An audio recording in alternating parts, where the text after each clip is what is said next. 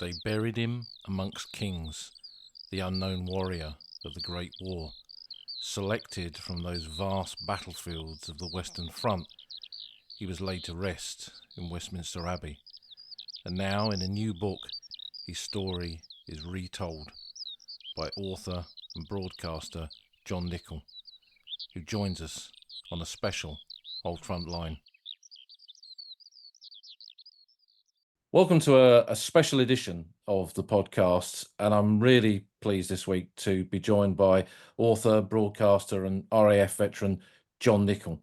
John was born in North Shields. He was part of a tornado crew during Operation Granby in the First Gulf War in 1991 when his aircraft was shot down and him and his pilot John Peters became prisoners of war. And the images of them, I think, became some of the most iconic images of recent conflict in many, many ways. Post the RAF, John became an author and broadcaster, and these two recent books on the Spitfire and the Lancaster are two great and accessible accounts of those mighty aircraft and their role in the Second World War. But now John has turned his hand to the Great War, and thus the interview for this podcast with a book on one of the most affecting subjects of that conflict, which is the story of the unknown warrior. So thanks for joining us, John. It's an absolute pleasure to have you on the podcast. Thanks, Paul. I mean, honestly, thank you for having me on. As you know, and all of your listeners will know, my kind of area of interest stroke brackets expertise was always the Second World War. So this one is a new one for me. So I wait with trepidation what you ask me and what you say about the new book. Well, it's a fascinating subject, and I kind of looked at the proofs that you sent me, and I loved how you started this at High Wood, that rottenest place on the Somme battlefields, where you begin with this central kind of character, really, which is Padre David Railton. He's a really important figure in this story, isn't he? He absolutely is. So, if you're embedded in the story of the First World War, and in particular of the Unknown Warrior, you may well have heard of David Railton. But I mean, as you know, Paul, the book starts with me at the tomb of the Unknown Warrior, wondering why I know so little about it in actual fact. So, whilst I knew the basis of the subject, I've never heard of David Railton. And so David was a padre who served in the First World War from early 1916, I think, or late 1915, early 1916, through to near the end.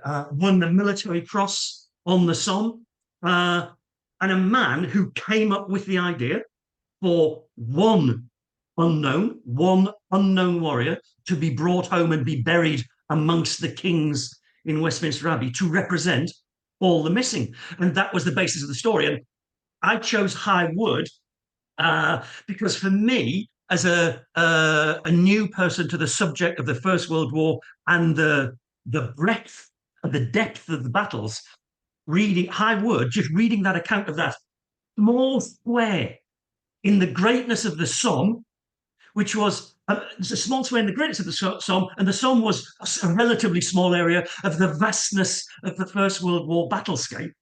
I thought it was really instructive, and the fact that Padre Railton was there and buried the dead in a shell hole in what was to become one of the great cemeteries. So it really helped me understand the story and start the story.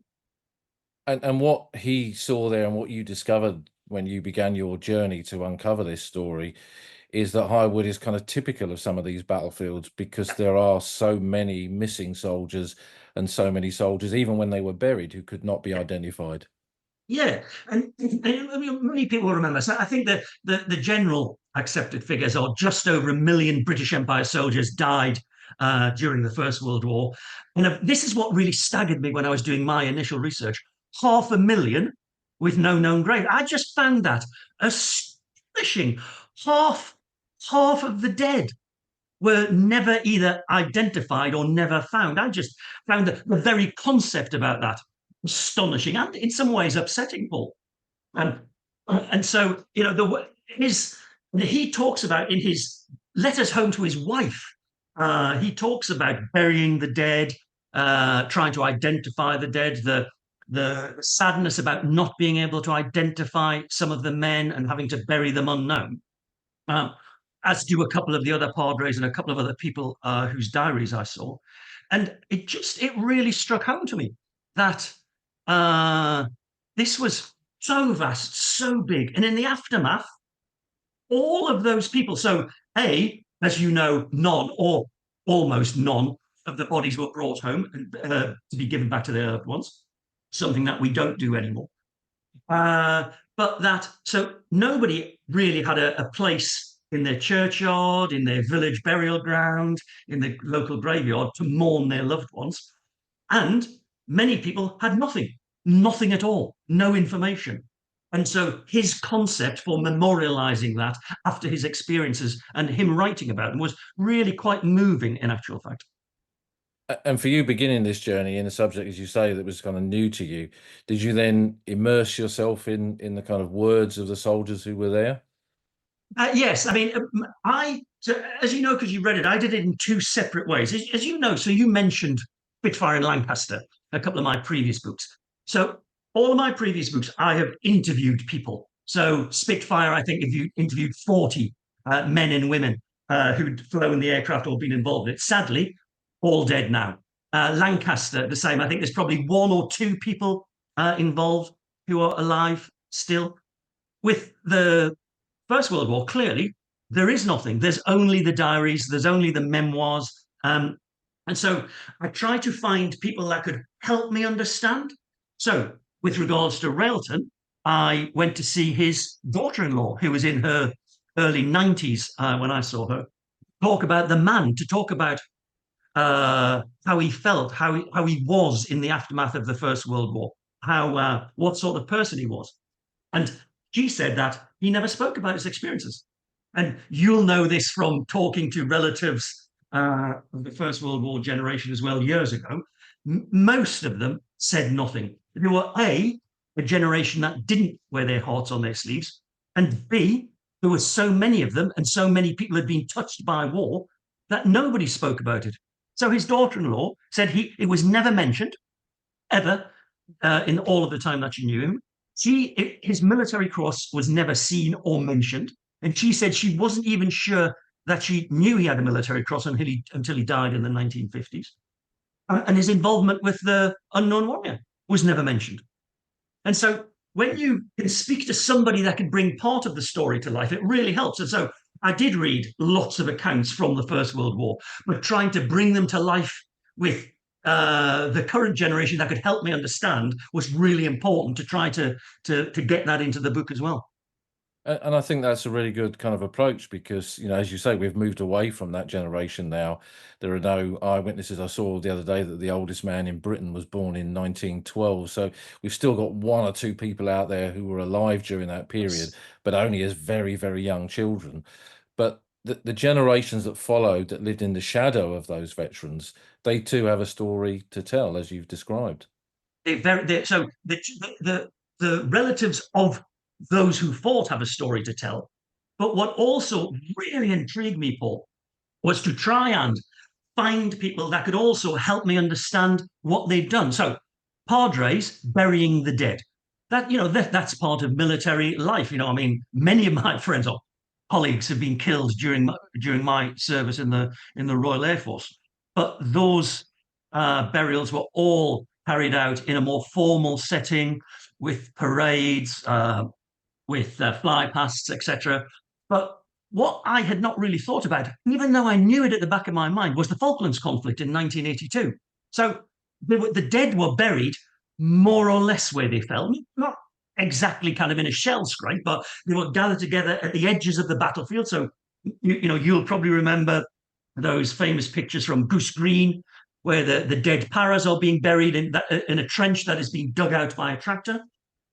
And I've been to the Falklands a couple of times, and I've been to the Argentinian cemetery. And I just hadn't really registered what I'd seen, because when I went there in 80, well, I was in the 1980s, almost all of the Argentinian dead were an Argentinian soldier known unto God. They were unknown. And I'd not thought about that. And this lit something in my brain. And so I found the padre who had buried the Argentinian dead. And he explained what it was like to, most of these Argentinian soldiers had no identification, no means to identify them.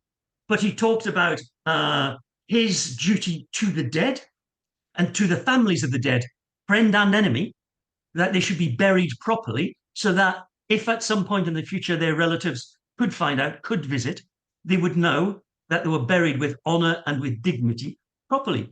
And when you hear somebody saying that from our lifetime, this is only 1982, this is not, this is not generations ago. You then begin to understand what it must have been like for the padres in the First World War and for the friends and the colleagues of the hundreds of thousands of dead who buried them unknown. And that really, really, really struck home to me about the depth of the story that I'd immersed myself in.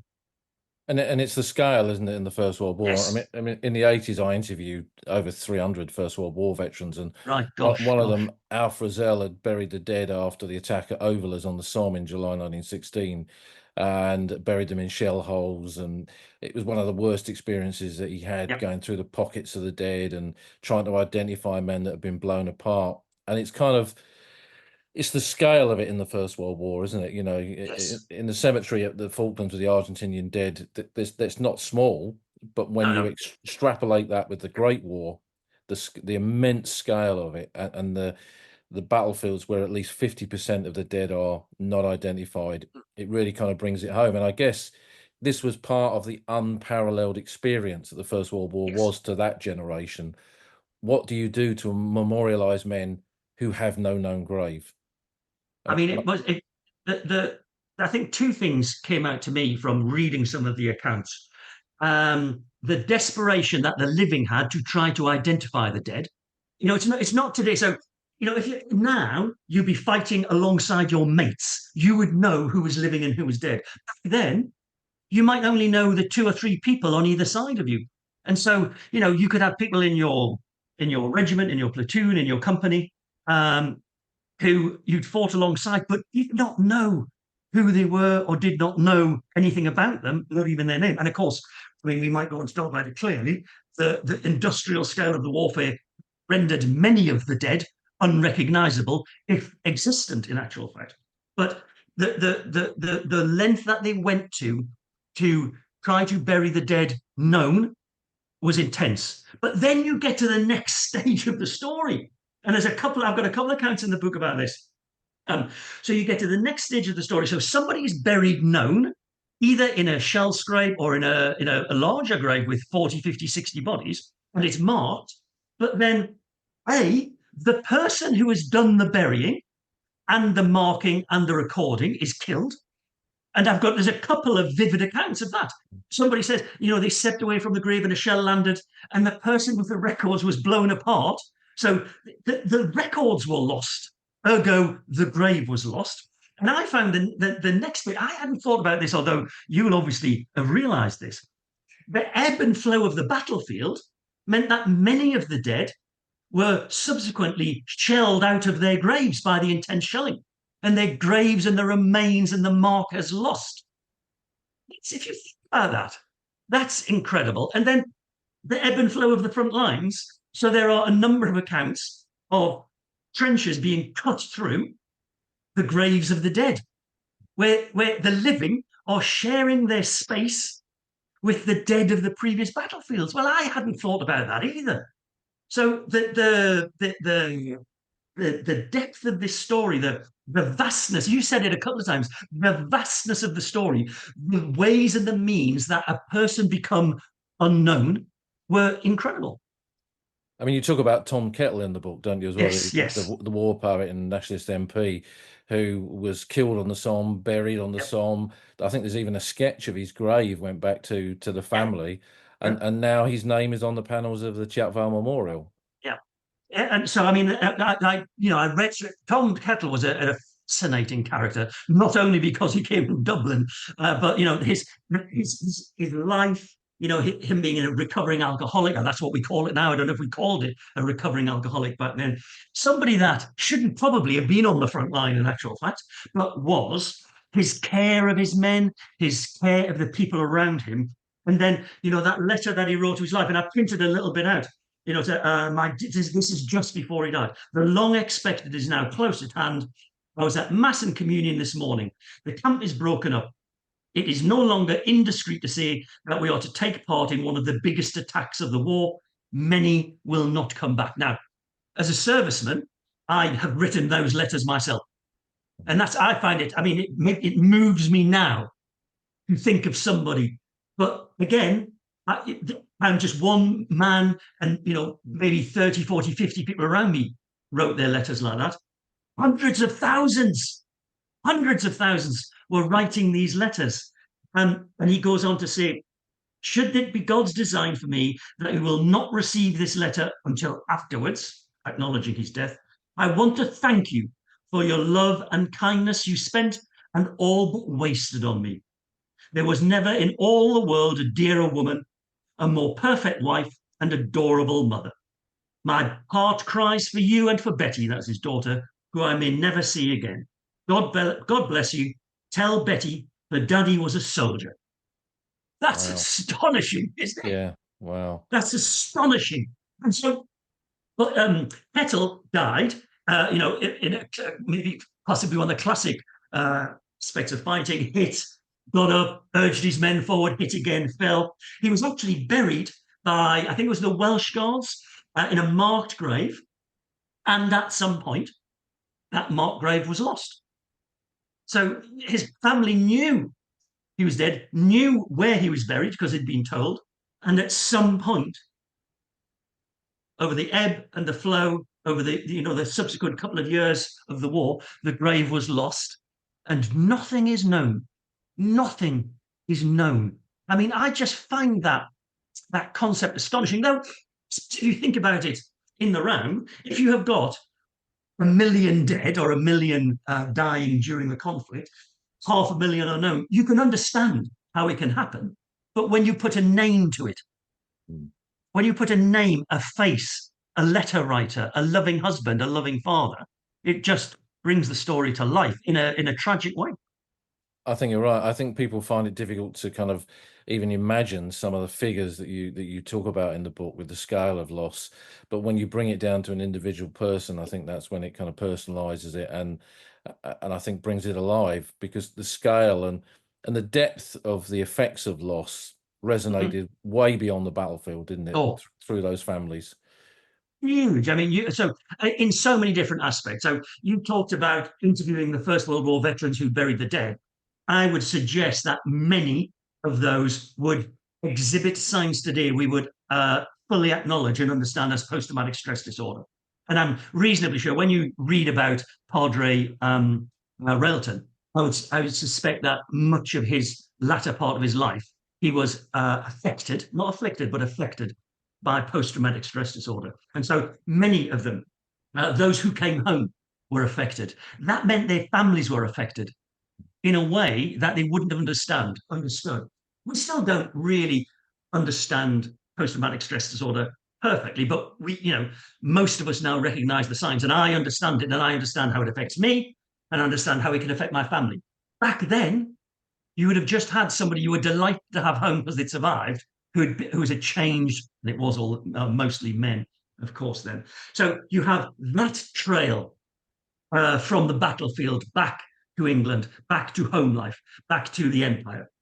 And then you have the families of the dead so again, even if you knew that your husband was buried in one of the great cemeteries or one of the small cemeteries, if you're a miner's widow in Durham, you can't afford to go to Belgium or to France. It's just, you can't afford to go out of your village.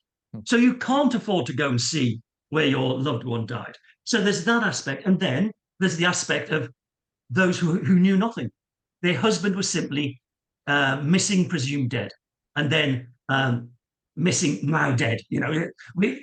Years on, he's dead, and they know nothing. And so that's trauma. And when you read the accounts surrounding, as I've done in the book, the accounts surrounding the day the unknown warrior was buried, and the way that affected people, the way that they could focus on this one coffin, this one man, this one ceremony, and say, That's mine. That encapsulates my loss. It really the tentacles of that war really, really fed out across the land.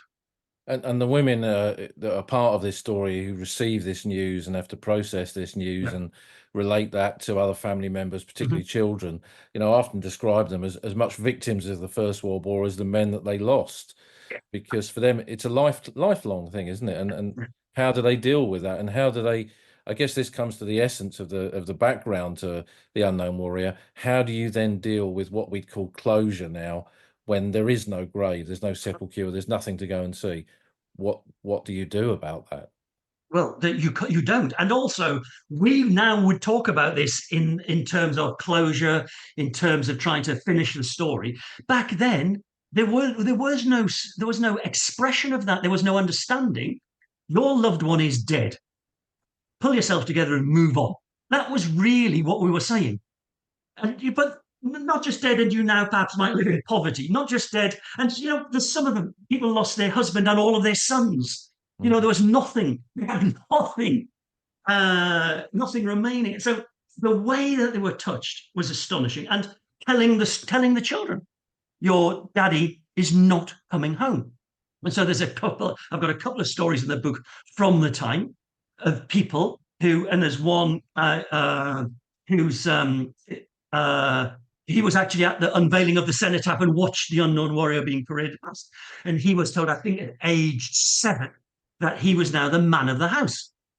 And I think he said his mother collapsed when the telegram came through, and she was taken into the back room and didn't come out. I can't remember if he said for a week or a month. So he was 7. His brother was sorry. He was 5. His brother was 2.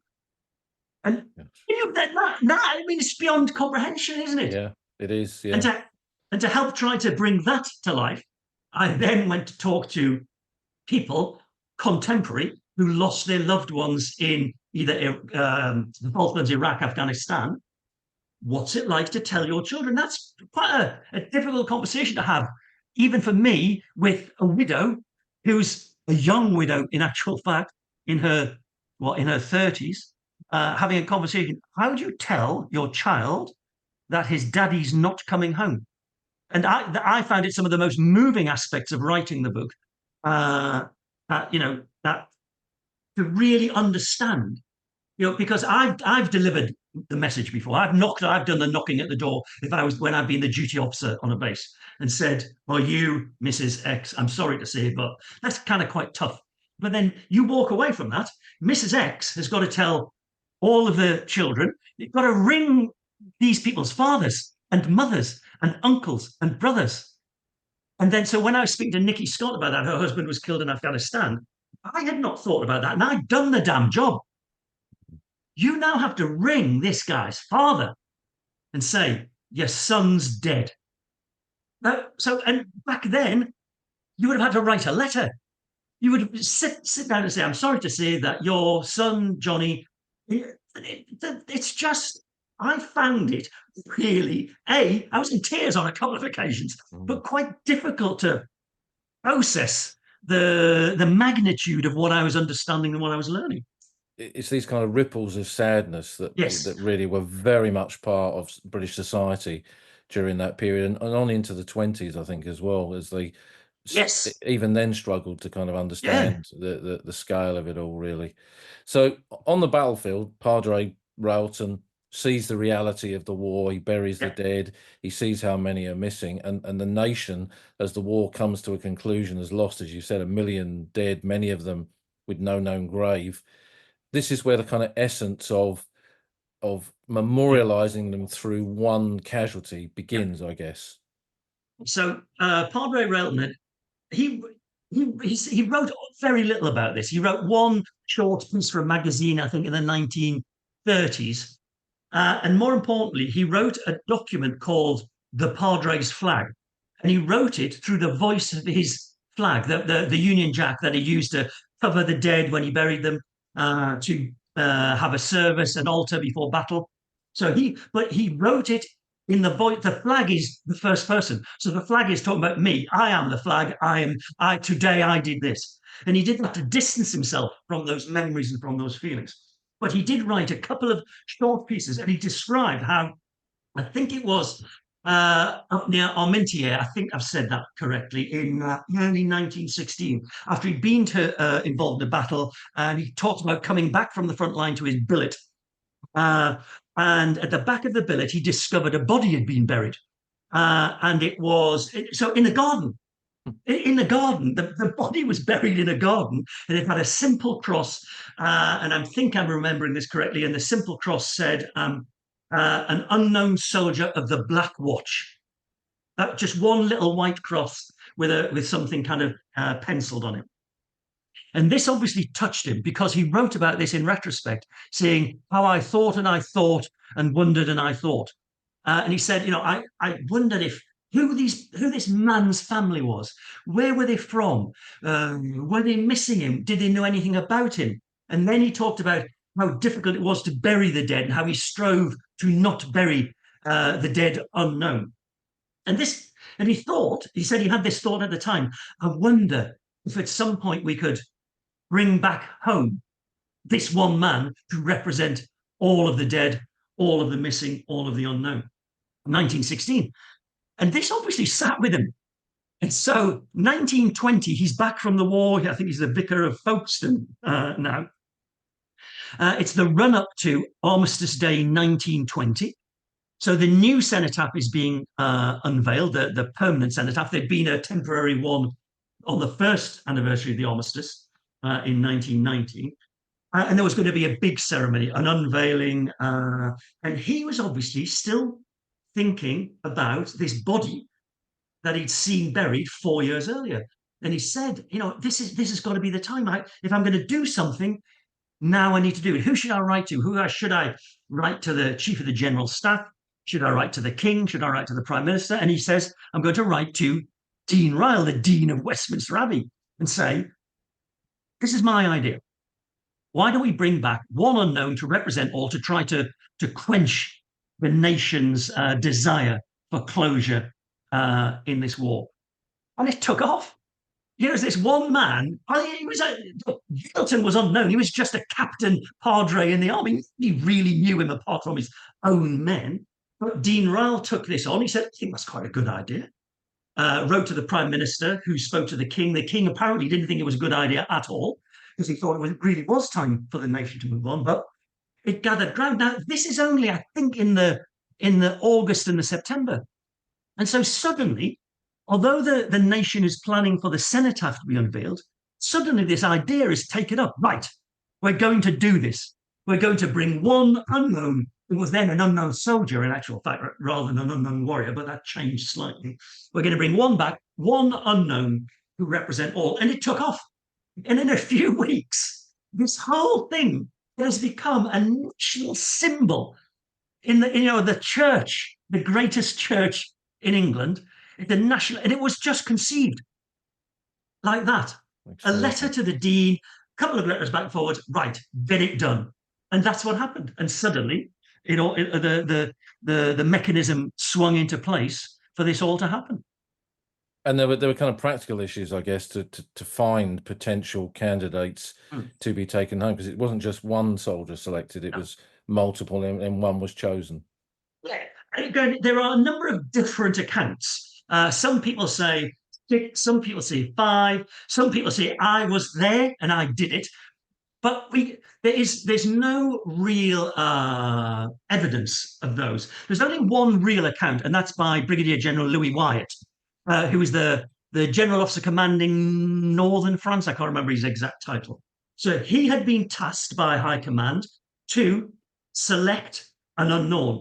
Now, whether he chose this method on his own or whether he was told, the records aren't there, which is part of the wonder and the amazement of the story. So he, from his headquarters in St. Paul in northern France, sent out 4 of his teams from the graves registration recovery teams that he had still combing the battlefields to bring back the dead and have them concentrated in the larger cemeteries. He sent them out to four of the great battlefields: Ypres, Ines, the Somme, and you're gonna have to help me with the last one because it's gone off the top of my head. It was the Aisne, I think, wasn't it? in Ypres, the Somme, and Flanders. Flanders. Um, so he sent his four. He sent four teams out to select one man who had been buried unknown, and that is as much detail as we really have. What we then know is he writes that on the day of the 8th/9th of November 1920, four military ambulances brought back four remains to his headquarters and put them in the little temporary chapel that they had at his headquarters. And he says at midnight he walked into the chapel and he said in the chapel there were four stretchers with the four remains covered by Union Jacks. Now that's all he says. And I think his words were, "I selected one. We placed it in the pine coffin, which was the first coffin, and screwed down the lid." And that's all we know. Now, some people say, "Oh well, he was blindfolded." Some people say there was. Some people say that there was actually bodies there rather than remains. If some of those bodies could be 5 years old, and they could literally. So one of the people I spoke to was an expert in disinterring bodies, and 5 years on, they could just be literally a sandbag of bones and a skull. But so we don't know that, which is part of the mystery. He selected one, placed it in a pine coffin, and screwed down the lid, and that was it. That is what we know from the man who did it. Did he, when he wrote that in, I think it was 1939, did he tell us the whole truth? We don't know. Did he tell us everything that he knew? We don't know. Did he try to disguise some of the facts? We don't know. So that is part of the beauty of the scheme. And so then that was on the midnight on the 8th/9th. On the 9th of November 1920, the pine coffin was transported to Boulogne Castle, where the grand coffin made of pine, oak from one of the great Hampton Court, and he was placed in this grand coffin, and then he was guarded overnight by French troops. And then on the 10th, the coffin was transported with a great parade to Boulogne Harbour, loaded onto HMS Verdun, and the details of the parade and the hymns and the national anthems and the ceremony are, and somebody who's been in the military and done the odd parade and a bit of marching up and down, were just fascinating to me.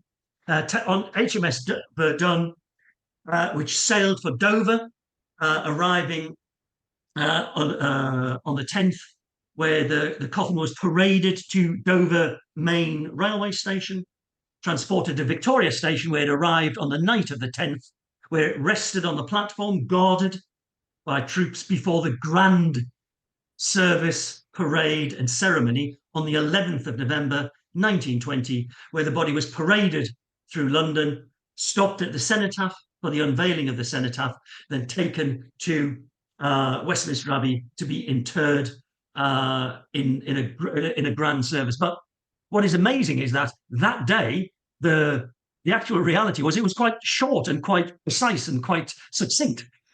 All of the planning and all of the run up. The book is kind of 130,000 words, and suddenly you're at the end because there's a few hymns, a bit of ceremony, and the body's interred, and that's it. And so it is the feeling, it is the emotion, it is what is meant, the symbology, which becomes incredibly important. Because it's not an end, is it? Once he's buried in that special tomb, that's just the beginning of what it really means. Yes. And there's a huge amount of symbolism in that journey with the French soldiers guarding the body, and then HMS Verdun, named after that terrible French battle of the Great War. All of that's kind of linked into it, and he passes on the train through the Garden of England to the heart of the capital and to Westminster Abbey, which is the spiritual heart of Britain as it was at that time, arguably. But it's what follows, isn't it? And I think that perhaps they weren't even prepared in some respects for the level of numbers of people that wanted to visit that grave. No, I don't think they were at all. So the symbology of the journey from France to Westminster Abbey, everything was choreographed. It's really amazing how so many different things had so much meaning. As you said, Verdun, the carriage, the coffin was taken up, and everything had symbology. The people who guarded him, in London and in France, the stretcher bearers, the carriage that he was paraded through town. But once the unknown warrior was interred, then the crowds came, then the people came. And it's estimated, again, you can't, most people say around 1 million in the coming days came via the cenotaph, which had just been unveiled, and to see the tomb in Westminster Abbey. And that is because for many, it was their son, it was their father, it was their husband. And there's a couple of the most moving accounts. One that I quote at some length, in actual fact, where somebody said, that's my son. That is my son there. I know it's my son. There's one famous quote from a young boy who wanted to go to the ceremony, and you had to write for tickets back then. You probably have to do it by text or something now.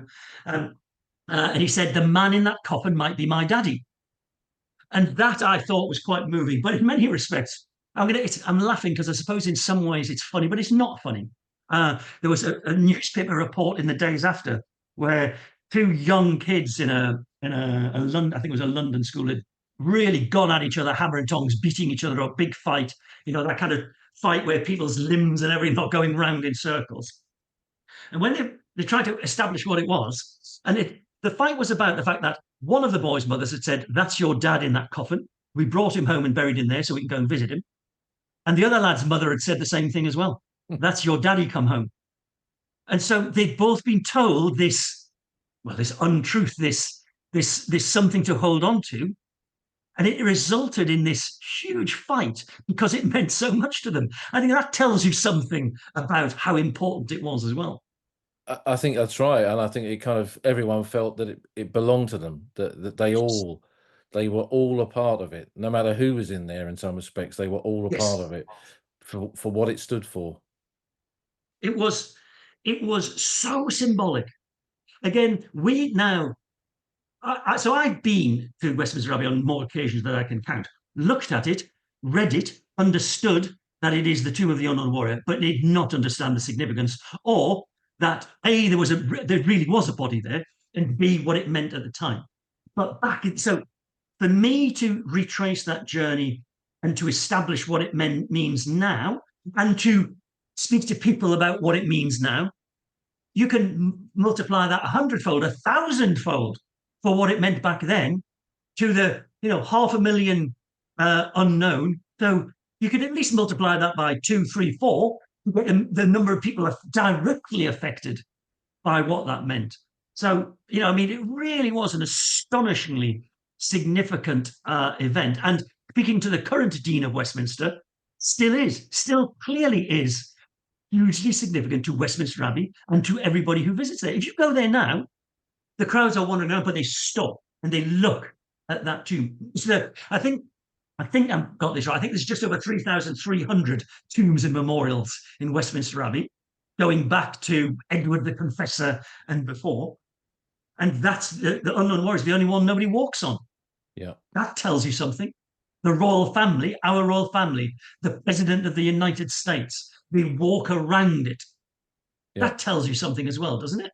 It's the most honoured tomb in the Abbey, yes, isn't it? No doubt about it. And that phrase "buried amongst kings" I think is even now kind of sends shivers up my spine in many respects, because this was, we'll never know who he was, and that's the point of it.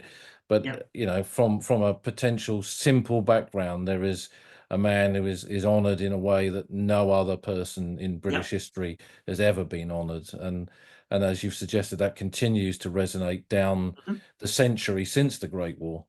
Very much so. And he could be, that's the whole point, is he could be anybody. And again, you'll know this, Paul. Loads of people have kind of come up with theories, well, because of it was a great battlefield, so it's possible that it could have been this, that, or the other. Could he have been in the naval division? Could he have been a Royal Flying Corps? First of all, you don't know. But you don't know what bodies were disinterred in 1918, 1919, and 1920 to be relocated into those areas. So you don't know that, but it doesn't matter. So it could be anybody. He could be a humble man. He could have been an officer. He could have been anybody. I was really surprised speaking to the current Dean of Westminster, Dean Hoyle, that he said there'd been a number of proposals to dig up, to disinter and DNA test the remains Oh, in the hope of. And I mean, my jaw dropped. He said, "Well, we won't do it." He said, "I've always this is nonsense." But other people with other projects have said, "Would it be possible to try to do this?" Well, it would be, but it would be the worst idea I've ever heard in my mm, life, mm. and sinful. But it would just be beyond comprehension. But the proposal has certainly been made by others. Put it that way. It's entirely missing the point of what it stands Yes. for, isn't it, Yes. really? I mean, I Yeah. like how you say in the book, you say he could have been anyone, he could have been everyone, and how you then go on to say that given different circumstances, it could have been you. Yes. And I think Mhm. that, I've kind of felt that myself, and many people listening to this would feel the same way, and that's possibly, I think, how the power of what that tomb stands for has grown, particularly in the resonance of modern times with a war in Europe again. Will there be, perhaps we thought unknown warriors were something that was lost in the pages of history, but will there be an unknown warrior for Ukraine? Oh, well, if you think about it, just looking at recent history, the Falkland Islands, all of our dead were identified, and although the proposal was to leave them in their graves in the Falklands, some families wanted the remains home, so many were recovered home, absolutely fine. But so there were unknown Argentinian soldiers in the Falklands.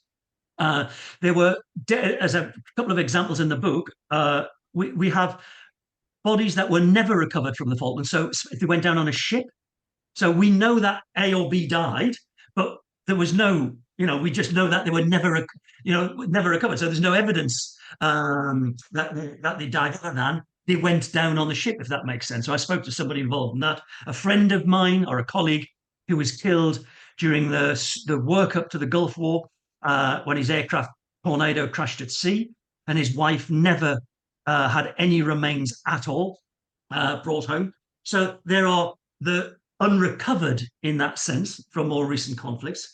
But I don't think you'd have that in any real sense now. But Ukraine is a different example because there will be, especially in the terms of Russians, the amounts of Russians being killed. And you can argue about the rights and the wrongs of the war, but everybody is still a son or a daughter or a father. I would imagine that there will be a number of Russian dead who were never identified, never recovered. I think there's no doubt about that. And it's possible because of the numbers involved, and again, the flowing back and forwards of the battlefield, that you could have Ukrainian as well. So it is a very real possibility that you will have similar circumstances from the conflict in Europe on our doorstep today. And that's quite weird to think about, isn't it? It is, I guess. I guess as well, perhaps there's a national kind of identity through conflict, though the Ukrainians would possibly feel a need for an unknown warrior, considering how it's Yeah. affected the nation in a way that a nation hasn't been affected by conflict in Yeah. Europe since the two world wars. Absolutely. No, on that scale and that level of battle, that level of invasion, no. And it will be, interesting, I don't know if that's the right word, to see how this pans out and to see how it finishes and how it is how it is managed to an ending at some point. Because, it's Ukraine on its own has done the most astonishing job. If you'd have said, is it now 2.5 years ago? It's over 2 years ago that Ukraine could hold back the Russian bear. I certainly didn't think it. They've done the most astonishing job. But what's the end now? Can Ukraine push the Russian bear out of its territory? Well, I hope they can, but I think that's going to be very difficult. So the ending may well dictate the memorializing, if that makes sense, Paul. And Yeah, that will not be for some time, sadly. no. So we've got the kind of resonance with modern times, but we're in the 110th anniversary of the start of the First World War now, and the unknown warrior remains there as this kind of beacon to the Mhm. Great War for many people. And your book has now brought that story alive for a new generation. So when's the book out, John? And I think you're going on a book tour to publicise it. Theatre tour, yeah. So the book is out at the end of September, 26th of September, but in a complete departure for me, I'm doing a theatre tour. So not a shop tour, it's a theatre tour. So we're bringing the story to life on stage. It's not a musical, I'm not singing, but we're bringing the story to life with film, with graphics, with props. And I'll be telling the story on stage at 26 venues around the country from the 4th of October. So you can get details for the book will be available anyway, but the website for the theatre tour and the book is www.johnnichollive.com, johnnichollive.com, and you can see where the theatres are and book tickets there. And we'll be doing book signings at each location. So I hope to see a few people at those locations as well, Paul. Brilliant. Now, we'll put links to that in the show Thank you. notes of the podcast so people can easily find that. I mean, that sounds like an excellent way of kind of telling this story, because it's not a conventional book. I guess for you, perhaps it's felt different to writing Hugely. your previous books about aircraft. Hugely different, completely different. When I wrote, what were the last four? Spitfire, Lancaster, Tornado, and Ejector Jet. I've known the subject. And so it's it's finding people to speak to, filling in the details, writing the story. I didn't know the subject. This was a concept. It started as a concept 4 or 5 years ago now, looking at the two, and it's then flourished into the finished article. And what it's like. There's nothing better than all that work, all of that concept, all of that comes down to somebody sending you a book of paper wrapped with some cardboard wrapped around a cover. This is your book. That's 2 years' work. We hope that people can buy it. So it's been an incredible journey, but a completely different, which is why the title is The Unknown Warrior, Personal Journey of Discovery and Remembrance, because this is a journey for me, and it has been a real journey. And that's what I think it comes across in the book, but also in the theatre show on stage. It's me telling my story of my journey and what I discovered.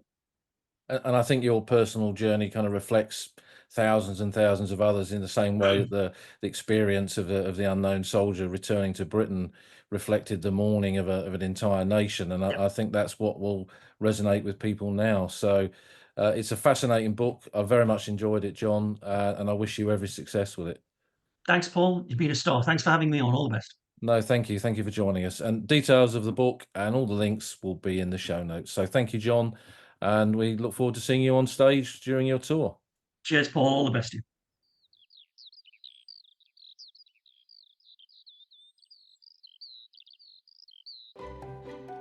You've been listening to an episode of The Old Front Line with me, military historian Paul Reed. You can follow me on Twitter at Somcor. You can follow the podcast at Old Frontline Pod. Check out the website at oldfrontline.co.uk, where you'll find lots of podcast extras and photographs and links to books that are mentioned in the podcast. And if you feel like supporting us, you can go to our Patreon page, patreon.com/oldfrontline, or support us on Buy Me a Coffee at buymeacoffee.com/oldfrontline. Links to all of these are on our website.